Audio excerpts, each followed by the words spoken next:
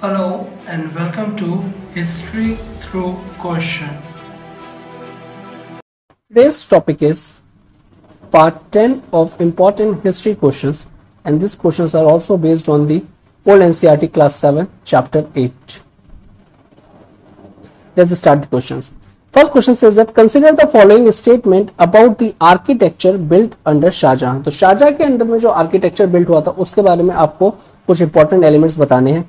First statement says that it combines fine element of Indian and foreign culture such as domes हो गए, arches हो गए, tall minarets, balconies and broad groupings etcetera. Second जो essential elements इस time पे emerge हुआ था that is the proportion और जो बिल्डिंग थे वो काफी ज्यादा बैलेंस थे. ओके, तो the correct answer is 3. both the given statement are correct. okay, साथ ही साथ यहाँ पे इंडियन के साथ साथ हमको फॉरेन एलिमेंट्स भी देखने को मिलते हैं, सच एज पर्शियन एलिमेंट्स भी देखने को मिलते हैं, और इट्स अ ब्लेंड और सिंपली जिसने जो इस टाइम का जो आर्किटेक्चर था काफी ज्यादा उसको बूस्ट किया. Next assertion, by the time of Aurangzeb a decline had started. Decline start हो गया था कहां पे? इन मुगल आर्किटेक्चर, और जो मुगल आर्किटेक्चर है नो लॉन्गर इंप्रेसिव रह गया था, इट हैज बीन. अब इसका रीजन क्या था? ठीक है, कैसे पता चला ये? Because many of the buildings built at this time were copies of earlier buildings. तो ये आपका असर्शन और ये रीजन है. ओके, सो यहाँ पे both assertion and reason are correct and R is the correct explanation of A. because ये जो है कि जब यहाँ पे बिल्डिंग में कॉपी देखने को मिलती है, जब जो पीपल हैं when people start copying,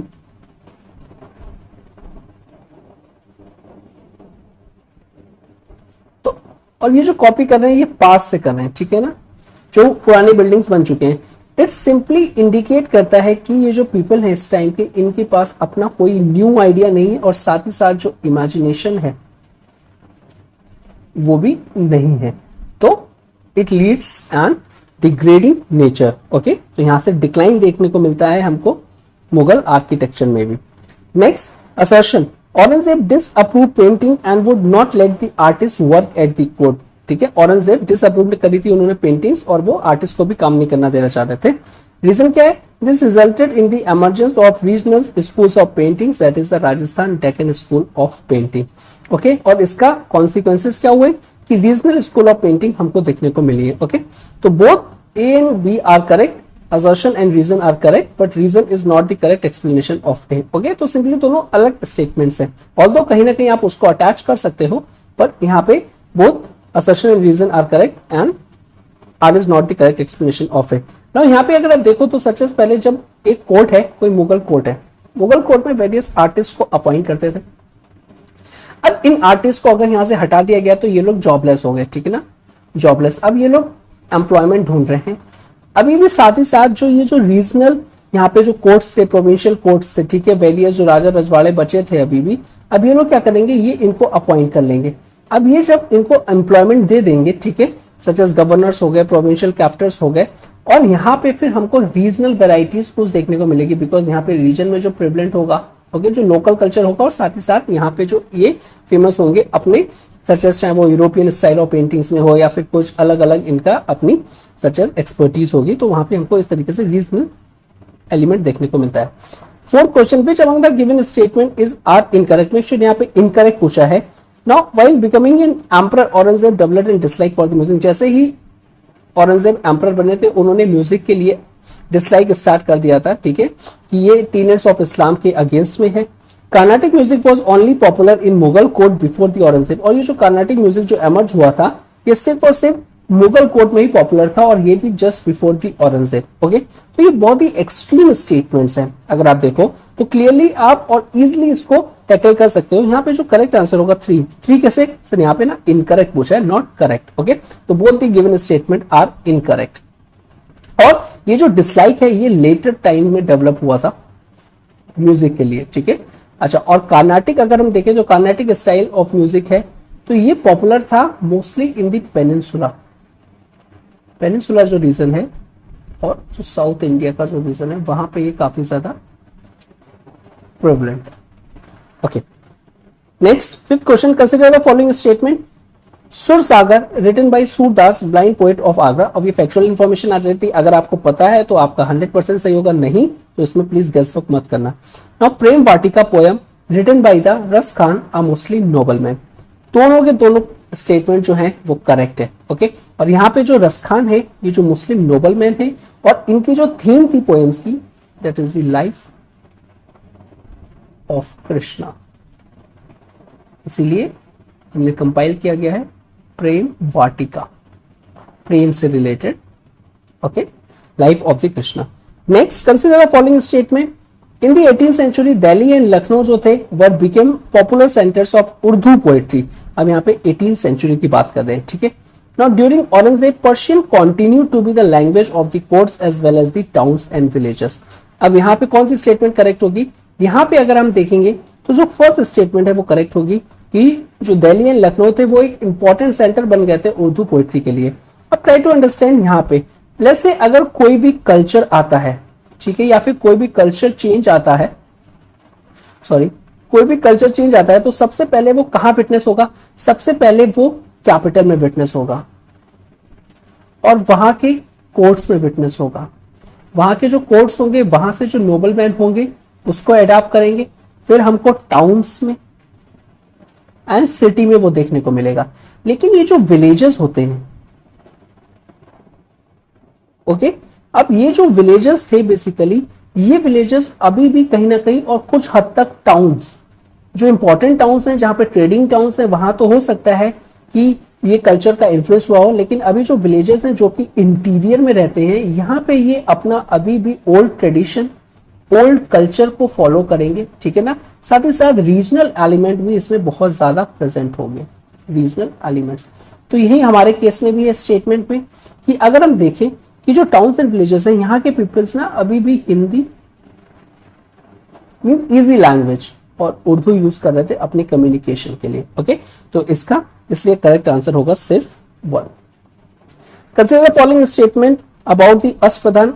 again it's an factual based question और ठीक है, बहुत ही इजी है।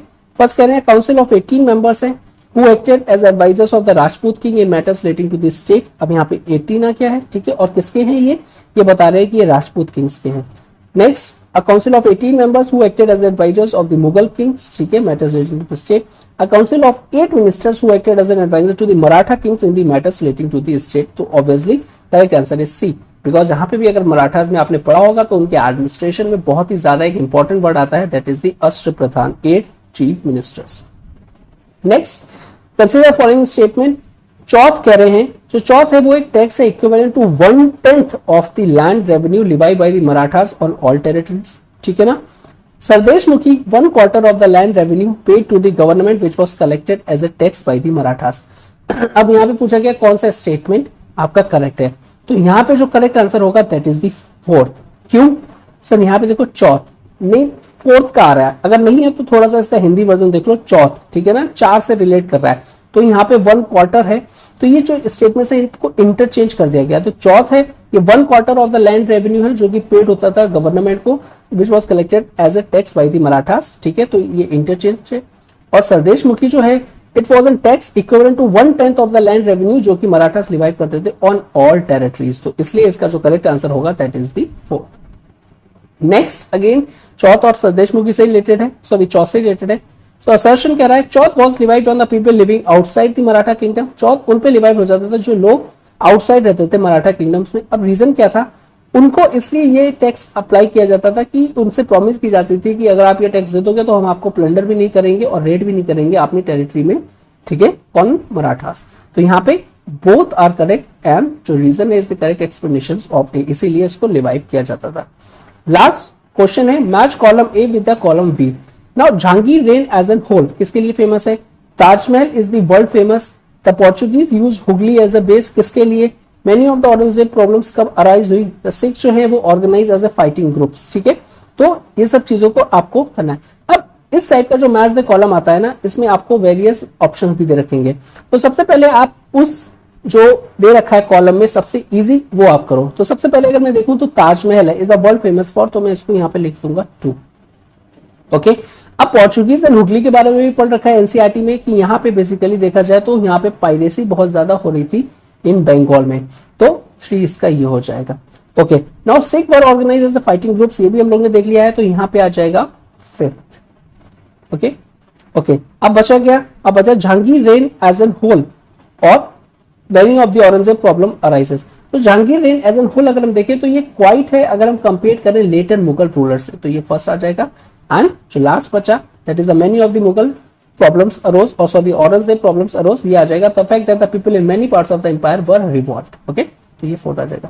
ऑल्दो आपको इतना करना ही नहीं पड़ेगा, जो ऑप्शंस होंगे उसमें 2-3 सॉल्व करने के बाद ही आप उसको जो करेक्ट सीक्वेंस है वो आपको पता चल जाएगा। सो विद दिस हमारे जो ओल्ड एनसीईआरटी क्लास 7 चैप्टर 8 के जितने भी क्वेश्चंस बन सकते थे मैंने उसको फ्रेम किए थे और आपने सॉल्व किए हैं, ठीक है। अब नेक्स्ट चैप्टर हम करेंगे दैट इज द 9 और वो क्वाइट इंपॉर्टेंट चैप्टर है और उसके बेसिस पे जितने क्वेश्चंस होंगे हम वो डिस्कस करेंगे। साथ ही साथ जितने चैप्टर्स अलॉन्ग विद जो टॉपिक्स हैं ऑलरेडी हम लोग कवर कर चुके हैं उसके बेसिस भी अब क्वेश्चंस आएंगे, ठीक है। तो अगर आपने टॉपिक को ऑलरेडी पढ़ रखा है तो सिंपली आप क्वेश्चन अटेम्प्ट करिएगा, ठीक है। तो आपको पता चल जाएगा आप कहाँ पे स्टैंड करते हैं। और साथ ही साथ अगर आपने नहीं तो फिर फर्स्ट आई सजेस्ट कि पहले आप लेक्चर को जाइए, ठीक है। सच एज गवर्नर जनरल से बेसिस में है, अगर कोई गवर्नर जनरल है सच एज लॉर्ड हास्टिंग तो उनके बेसिस पे अगर है तो पहले उनके बारे में पढ़ लीजिए, उसके बाद क्वेश्चंस को अटेम्प्ट करिएगा। Okay so with this we completed